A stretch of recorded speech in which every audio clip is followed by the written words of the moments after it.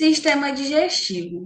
A princípio, nós precisamos entender que um sistema é um conjunto de órgãos, nos quais juntos esses órgãos eles desempenham diversas funções. Funções essas que são muito importantes para a manutenção da vida. Agora, falando especificamente sobre o sistema digestivo, que é o nosso foco, o sistema digestivo, ou também chamado de sistema digestório, ele é formado no trato digestivo, cavidade oral, esôfago, estômago e os intestinos, delgado e grosso, e suas glândulas associadas, glândulas salivares, do pâncreas e do fígado.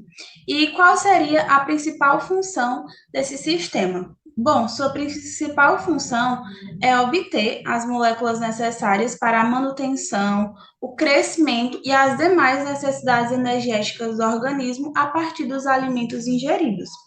Então, é lá no trato digestivo que vai ocorrer a quebra de macromoléculas em micromoléculas para que assim o alimento, né, os nutrientes, eles sejam absorvidos no intestino delgado. E vale ressaltar que a água, as vitaminas e os minerais, eles também são absorvidos a partir dos alimentos ingeridos. Aqui eu trouxe um pequeno resumo sobre como acontece esse processo de digestão e absorção. Vale ressaltar, primeiramente, que a digestão ela inicia-se na boca. Então, é lá na boca onde o alimento ele vai ser umedecido pela saliva e triturado pelos dentes, formando assim em pedaços menores. E posteriormente, esse bolo alimentar, né, ele vai chegar até o estômago, lembrando que essa passagem do bolo alimentar da boca até o estômago, ela é feita pelo esôfago, que vai servir como meio de transporte, lá no estômago, né, após o bolo alimentar chegar no estômago, ele vai se unir a diversas outras substâncias. E uma dessas substâncias é o HCl, que é o ácido clorídrico, e o bolo alimentar, não mais chamado de bolo alimentar, mas agora de quimo, uma substância que é bastante ácida. Lembrando também que no estômago vai ocorrer a maior parte da digestão dos alimentos. E, posteriormente, essa substância, como eu falei anteriormente, chamada quimo, ela vai ser levada até o intestino delgado. No intestino delgado, encerra-se o processo de digestão e agora inicia-se a absorção dos nutrientes, nutrientes que foram absorvidos dos alimentos. Então, esses nutrientes, eles vão ser levados até a corrente sanguínea e posteriormente vão ser distribuídos ao longo do nosso corpo. E a fase final seria a fase em que os restos, né, do quimo, os remanescentes, eles vão ser absorvidos lá no intestino grosso. Então, a água e os minerais do quimo vão ser absorvidas e dessa forma vão formar as fezes que, por fim, serão excretadas, serão expelidas pelo ânus. Estrutura geral do trato digestivo. Bom, todos os componentes do trato digestivo, eles apresentam certas características estruturais em comum. Trata-se de um tubo oco composto por um lúmen, ou melhor dizendo, luz, cujo diâmetro é variável e é circundado por uma parede formada por quatro camadas distintas: mucosa, submucosa, muscular e serosa. A camada mucosa, ela é composta por um revestimento epitelial e por uma lâmina própria, que é rica em vasos sanguíneos e linfáticos e também em células musculares lisas, além de conter a muscular da mucosa, que é responsável por separar a camada mucosa da camada submucosa. Já a camada submucosa, ela é composta por tecido conjuntivo, que também é rico em vasos sanguíneos e linfáticos e possui um plexo nervoso submucoso. A camada muscular, ela contém inúmeras células musculares lisas que são divididas em duas subcamadas. E entre essas duas subcamadas, há a presença do plexo nervoso bioentérico, mais tecido conjuntivo, que também é rico em vasos sanguíneos e linfáticos. E por fim, a camada serosa. A camada serosa, ela é formada por uma camada delgada de tecido conjuntivo frouxo e ela é revestida por um epitélio pavimentoso simples, que é denominado mesotélio. E existe a serosa peritônio visceral, que é responsável por revestir, os órgãos da cavidade abdominal, e existe a serosa peritônio parietal, que é responsável por revestir a parede da cavidade abdominal. Então, a cavidade oral é mais uma das regiões, né? Ela fica localizada na boca, então tem uma sequência, várias sequências que a gente vai observar agora, tá? Adiante. Então, a cavidade oral, ela pode ser revestida de epitélio pavimentoso, né? E ela pode ser queratinizada ou não, né? Se ela for queratinizada, a gente vai ter ali na parte do palato mole, tá? A gente vai ter ali uma substância, tá? Que ela já é queratinizada justamente para proteger algumas regiões. E a não queratinizada, ela no caso vai estar relacionada ao palato mole. Bom, aí dentre as cavidades orais, a gente vai ter algumas, né? Algumas estruturas que nós vamos analisar. E a primeira delas é a língua, tá? A língua, ela serve, tem uma função, né? A gente consegue sentir o gosto das coisas, o azedo, o doce, o salgado, né? Através da língua, né? A língua também, ela ajuda o que? A gente a triturar os alimentos, a mastigar. E a língua, ela possui músculo estriado esquelético, né? E ela possui uma camada mucosa, né? Cuja estrutura vai variar de acordo com a região, como a gente vai analisar, tá? Então, a primeira, tá? A gente vai ter uma camada mucosa, que ela é fortemente aderida à musculatura. E a gente também vai ter uma superfície dessa língua, que é uma superfície ventral. Só que essa parte, ela não tem muco, tá? Essa parte ela é totalmente lisa. E a gente vai ter também na língua ainda uma superfície dorsal, que no caso ela é de forma irregular, e aí a gente vai ter algumas papilas que a gente vai conhecer agora. As papilas linguais também são estruturas ainda presentes na língua, tá? Ela pode ser, tem 4 tipos, tá? Ela pode ter várias funções, né? Vários tamanhos, então vai depender muito, tá? Mas a gente vai analisar aqui 4 tipos: a papila falciforme, tá? A papila foliada, a papila circunvalada e a papila lingual. Bom, a papila falciforme, ela é cômica e ela é um pouco alongada. Aí a papila foliada, ela já tem uma questão um pouco, ela não é desenvolvida em humanos, tá? Vai estar presente mais em animais como macacos e coelhos, então não é o nosso foco aqui, tá? Aí a papila circunvalada, como o nome já diz, né, de circular, no caso, aí a gente vai ter a questão de regiões, na região V, circulares e grandes, e a gente vai possuir várias glândulas que seriam que glândulas serosas, né? Então a gente vai ter a questão da parte da cera aqui envolvendo essa papila. E a lipase lingual, né? Que a gente já sabe que a lipase ela é uma enzima, ela vai atuar na questão de triturar aquele alimento, tá? E ela também, a lipase, ela vai atuar no estômago, tá? A gente não tem a lipase, no caso, ela vai atuar no estômago, propriamente dito. E cerca de 30% de quê? Dos triglicerídeos são digeridos pela lipase lingual. Aí a gente vai para uma próxima estrutura, que é a faringe, tá? Pode passar.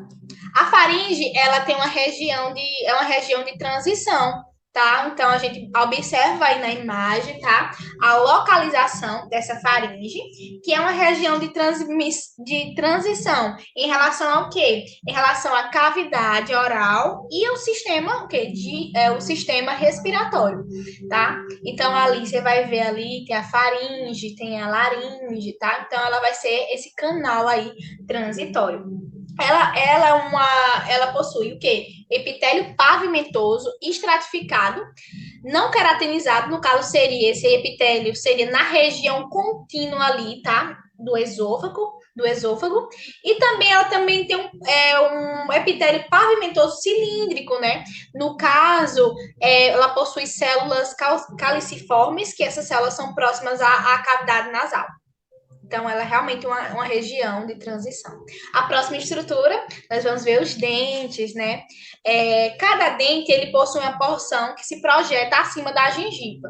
Por exemplo, nós temos num indivíduo adulto, cerca de 32 dentes, tá? Ali, propriamente dito. Permanentes, né?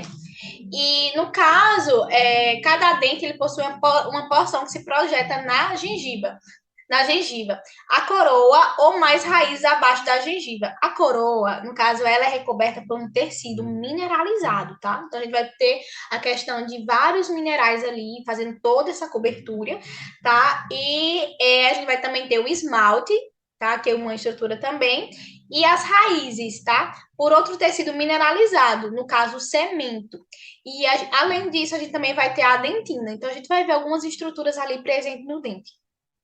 Então, aqui a gente tem, no caso aqui, uma imagem, tá? Fazendo essa representação. Aí o esmalte, temos a dentina, a polpa, a raiz, o ligamento. Temos aí logo abaixo do ligamento periodontal, nós temos a gengiva, né? A gente consegue ver claramente aí a gengiva, o canal radicular e nós temos também a estrutura, né, do cemento. Então, vamos abordar um pouco sobre essas estruturas presentes no dente, né? Que fazem parte dessa composição.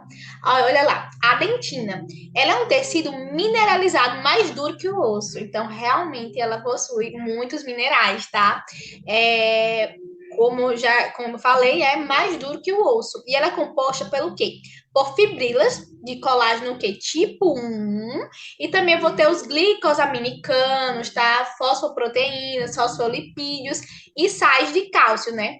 E também eu vou ter os odontoblastos, né? Que são algumas células ali presentes. Uma próxima estrutura a gente vai ter o esmalte, né? Que o esmalte ele tem uma função muito importante, né? Na questão de proteger os dentes contra seres patológicos ali que vai causar uma saúde bucal desregulada, né? No caso ali das cáries, também uma sensibilidade. Então, o esmalte ele vai fazer essa questão da proteção, tá? Ele compôs cerca de 96% do esmalte, pessoal, é mineral, tá? Eu vou ter 1% apenas de matéria orgânica e 3% de água. Então, ele realmente é composto por vários minerais, tá? E ele é produzido por células de origens ectotérmicas e ameloblastos, tá certo? E esses ameloblastos, eles são células, né, colunares, volumosas, presentes ali nas mitocôndrias, na região do núcleo, também a gente vai ter no retículo endoplasmático rugoso, e também ele é presente lá no complexo de Golgi. Aí a gente vai falar também sobre a polpa dental, tá? Que também faz parte dessas estruturas e é de um tecido conjuntivo frouxo, né? E ela é composto pelos odontoblastos, tá? Por essas células, fibroblastos e também eu vou ter ali a matriz ali fazendo parte, tá? Que é um tecido altamente o quê? Vascularizado e sem nervos, né? Inervado. Então a gente também vai ter a gente também vai ter no caso, essa parte, né, do periodontal. No caso, eu vou ter o cemento, tá? Que ele vai ser também, a composição dele é bem parecida com a composição do osso. E também eu vou ter o ligamento periodontal, certo? E vamos falar também sobre a gengiva, né? Que é uma estrutura muito importante também. Que ela vai ter o quê? Ela vai ter a presença de uma membrana toda mucosa, né? E também a questão das papilas vão fazer presente ali na gengiva. E ela é constituída por epitélio pavimentoso e estratificado. Bom, dando continuidade à nossa apresentação, né? E com base no que as meninas falaram, eu vou falar agora sobre o esôfago. Sabemos que o esôfago ele faz parte do trato gastrointestinal, né, que está no nosso corpo, onde o esôfago é um tubo oco e um tubo muscular, e uma das suas principais funções do esôfago é transportar o alimento da boca até o estômago. Então, ele vai transportar. E o esôfago, ele também contém as mesmas camadas que o resto do trato digestório, onde a camada mucosa esofágica, né, chamada de mucosa esofágica, é revestida por um epitélio pavimentoso. estratificado, não é queratinizado. Vale ressaltar também que a lâmina própria da região próxima do estômago existem alguns grupos de glândulas, como por exemplo as glândulas esofágicas da cárdia, no qual irá secretar ou secretam mucos, e a submucosa também, né? Existem grupos de glândulas secretoras de muco, como as glândulas esofágicas, chamamos de glândulas esofágicas, no qual a secreção ela vai, o quê? Ela vai facilitar o transporte do alimento e também protege a mucosa. Lembrando também que na proximidade do estômago, né? Desculpa, na proximidade do esôfago, a camada muscular ela é constituída por fibras, estriados, esqueléticos, e na porção média há uma mistura de musculatura estriada esquelética e também a lisa. Então, são esses dois. E também tem a porção distal, que é onde há a presença de células musculares lisas. Estômago. O estômago, ele é um órgão do trato digestivo que está presente entre o esôfago e o intestino delgado e ele desempenha diversas funções, entre elas a digestão, a secreção de enzimas e hormônios e também a principal delas, que é a formação do quimor, que anteriormente foi falado. No estômago são identificadas 4 regiões: cardia, fundo, corpo e piloro. E a mucosa gástrica, ou seja, a mucosa do estômago, ela é formada por um epitélio glandular, que está em uma área denominada fosseta gástrica. Todo o epitélio gástrico ele está em contato com o tecido conjuntivo frouxo e as células elas são responsáveis por secretar algumas substâncias, entre elas o muco alcalino, que é responsável por dar proteção, e o bicarbonato, que é responsável por neutralizar. Possui uma rede de vasos, na qual essa rede de vasos ela possibilita a nutrição e a remoção de metabólitos tóxicos e vale ressaltar alguns fatores endógenos de agressão, como por exemplo o HCl, o ácido clorídrico, né? E algumas enzimas, como as lipases e a pepsina. Como eu falei anteriormente, o estômago ele possui 4 regiões. Iniciando pela cardia, ela possui uma largura que mede cerca de 1,5 a 3 centímetros. Sua mucosa, ela contém glândulas tubulares simples ou ramificadas, e as porções terminais dessas glândulas, elas são enoveladas com lumen amplo. E as células secretoras produzem muco e lisocima. A lisocima ela é uma enzima que é responsável por matar as bactérias. Outra região é o fundo e corpo. A sua mucosa ela é preenchida por glândulas tubulares e essas glândulas elas possuem 3 regiões distintas, que são denominadas istmo, colo e base. E nessas 3 regiões possuem assim diversas células, como por exemplo as células tronco, que são células colunares baixas com núcleos ovais e contam com elevada taxa de mitose. E elas apresentam respostas lentas em relação às células da mucosa superficiais. Outro exemplo são as células mucosas do colo. Elas podem estar agrupadas ou isoladas entre as células parietais e elas possuem um formato irregular. E elas liberam uma substância chamada mucina, que possui propriedades antibióticas. Outro exemplo são as células parietais, que são arredondadas ou piramidais, possuem um núcleo esférico e um citoplasma intensamente eosinófilico, e elas são estimulantes da atividade secretora. E, por fim, nós temos as células imogênicas, que elas são células iguais àquelas células que sintetizam e exportam as proteínas, possuem um retículo endoplasmático granuloso abundante, além de conter pepsinogênio, que posteriormente vai ser ativado em pepsina, né, que é a sua forma ativa, E nos humanos, elas produzem as lipases. E as células enteroendócrinas, que elas são encontradas próximas da base das glândulas gástricas e elas secretam hormônios ao longo do trato gastrointestinal e também secretam serotonina e grelina. E por fim, nós temos a região pilouro ou antropilôrico. É uma região que contém focetas gástricas profundas. As suas glândulas, elas também secretam muco e lisozima e contém muitas células G que estão intercaladas com células mucosas.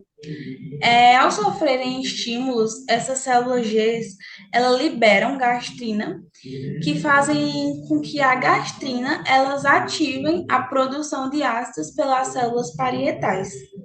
Bom, dando continuidade à nossa apresentação sobre o trato digestório, eu vou falar agora sobre o intestino delgado. Bom, sabemos que o intestino delgado, ele está lá nas partes terminais do trato digestório, né? E é importante saber que o intestino delgado, ele está o quê?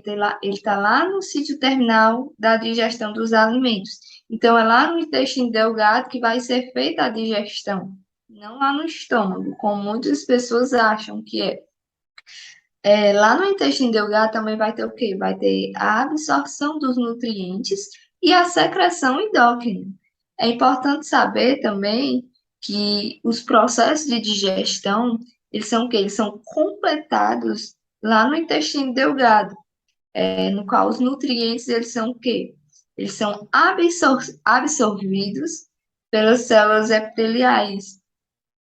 Quais são essas células? São as células de revestimento.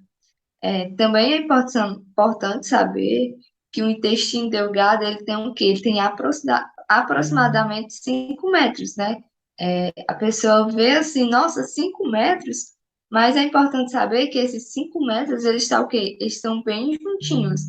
E dentro desses 5 metros, a gente tem 3 segmentos. Quais são esses 3 segmentos? Primeiro é o duodeno, né, que está na parte inicial do intestino delgado. Depois vem o jejum, que está no meio. E depois vem o íleo. Então, essa é a parte, né, que devemos saber sobre o intestino delgado. Agora, falando sobre a camada mucosa, né, é importante saber que a parede do intestino delgado, ele apresenta o quê? Ele apresenta várias estruturas que ampliam sua superfície, aumentando o quê? Aumentando, assim, a área disponível para a absorção de nutrientes. Então, ele vai aumentar a sua área para poder ter uma maior absorção de nutrientes. E também o revestimento do intestino delgado, ele apresenta uma série de pregas, no qual essas pregas, elas são o quê? Elas são mais desenvolvidas aonde? Lá no jejum, né? Como eu falei. O intestino delgado, ele tem 3 segmentos, duodeno, jejunho e íleo. E é lá no jejum que vai apresentar esses desenvolvimentos. As pregas serão mais desenvolvidas. Também vale ressaltar que na camada mucosa, as vilosidades intestinais, sabemos que vilosidades é como o quê? Vou destacar o exemplo da mão. Vamos supor que aqui sejam as vilosidades, e aqui ela tem a maior área de absorção, né? No qual essas vilosidades intestinais ou vilos, eles são o quê? São projeções alongadas formadas pelo epitélio e lâmina própria. Então, o epitélio de revestimento dos vilos tendo o tipo simples, né? E formado por células absorvidas calciformes. Levando em conta isso, eu vou falar, né? Sabemos que o intestino delgado é composto por várias células, e eu vou falar sobre as células endócrinas do intestino, propriamente dito, né? O intestino, ele contém células, né, amplamente distribuídas, com características do sistema neuroendócrinas, né, difuso. no qual essas células, elas liberam o quê? Elas liberam seus grânulos de secreção por exocitose, né? E os hormônios, eles podem, então, exercer efeitos paracrônicos, digamos que efeitos locais, né? Ou endócrinos, que é via sangue. Essas células secretoras de polipeptídeos do trato gastrointestinal, eles podem ser classificados de duas maneiras, tipo aberta e tipo fechada. O tipo aberta, nas quais o ápice da célula apresenta microvilosidades, né, como eu discuti a parte das microvilosidades, e está em contato direto com o lumen do órgão, né? E já as do tipo fechado, nas quais o ápice da célula está recoberto por outras células epiteliais, no intestino delgado, as células endócrinas, elas são do tipo abertas, ou seja, as do tipo aberto, elas são mais alongadas que as células absorvidas adjacentes. Agora falando aqui sobre os vasos, especificamente sobre os vasos, né, da parte do intestino delgado, os vasos são o quê? Os vasos sanguíneos, o quê? Eles nutrem e removem os produtos da digestão, penetram a camada mucosa e formam um grande flexo da submucosa. E aqui temos um exemplo. O intestino grosso, tá? Saímos ali do intestino delgado e agora vamos falar um pouquinho sobre essa estrutura, tá? Que também é muito importante, que é o intestino grosso, tá? Primeiramente, nós vamos analisar um pouco da anatomia do intestino grosso, tá? Ele é constituído pela parte do seco, do colo ascendente, aí depois a gente vai ter o colo transverso, o colo descendente, também vamos ter o colo sigmoide, o reto e depois, para finalizar, o ânus, tá? O intestino grosso, ele possui duas estruturas, né? Ele possui uma parte mucosa, tá? Que é ali que eu vou chamar de camada mucosa, que ela não vai possuir pregas. Ela não possui pregas e nem vilosidades, tá? Então, não está relacionado um pouco com a parte, não, com a parte absortiva, tá? Aí, a gente vai ter a parte também das criptas intestinais, que elas são estruturas longas e também elas possuem células caliciformes. Funções do intestino grosso, tá? Ele vai servir, tá? Vamos lá, vamos tentar lembrar as três funções basicamente muito importantes do intestino grosso. A primeira, a absorção de água, né? Reabsorção. A segunda, fermentação. E a terceira, ele vai fazer parte do quê? Da formação da massa fecal, certo? Tá, e para finalizar, a gente vai falar um pouco da renovação celular. O intestino, as células do intestino de todo o trato gastrointestinal estão o tempo todo sendo descamadas. E essas células, elas precisam ser repostas, tá? E elas também são repostas o tempo inteiro. A partir do momento que elas são descamadas, elas são repostas. Através de quê? De células que são chamadas de células-tronco, tá? A partir do compartilhamento proliferativo em cada órgão, essas células para a zona de diferenciação, onde sofre o quê? Uma espécie de maturação ali de uma estrutura enzimática, promovendo uma população celular funcional para cada região. Basicamente, as células-tronco, né, elas são responsáveis por fazer essa proliferação para que surja, né, novas células e assim o nosso trato gastrointestinal atue a todo vapor. Bom, agora eu vou falar sobre o apêndice, né, que muitas pessoas conhecem como, não tem função nenhuma no nosso organismo. Mas também é importante saber que o apêndice, ela é o quê? É uma pequena bolsa em forma de tubo que está ligada à primeira parte do intestino grosso, próximo também ao local onde o intestino delgado e o grosso se ligam. Então, ele está nessas proximidades. Então, o apêndice, ele é o quê? Ele é um diversicúlo diver, perdão, divertículo do queco. Ele é caracterizado por um lumen relativamente irregular, pequeno e estreito, devido, devido a abundantes nódulos linfóides em sua parede. Embora sua estrutura geral seja similar, a do intestino grosso, ele contém o quê? Menos glândulas intestinais, sendo estas menores. Além disso, o apêndice ele não contém tênis do cólon. E é isso, e obrigada pela sua atenção. Essa foi a nossa apresentação, e queremos agradecer.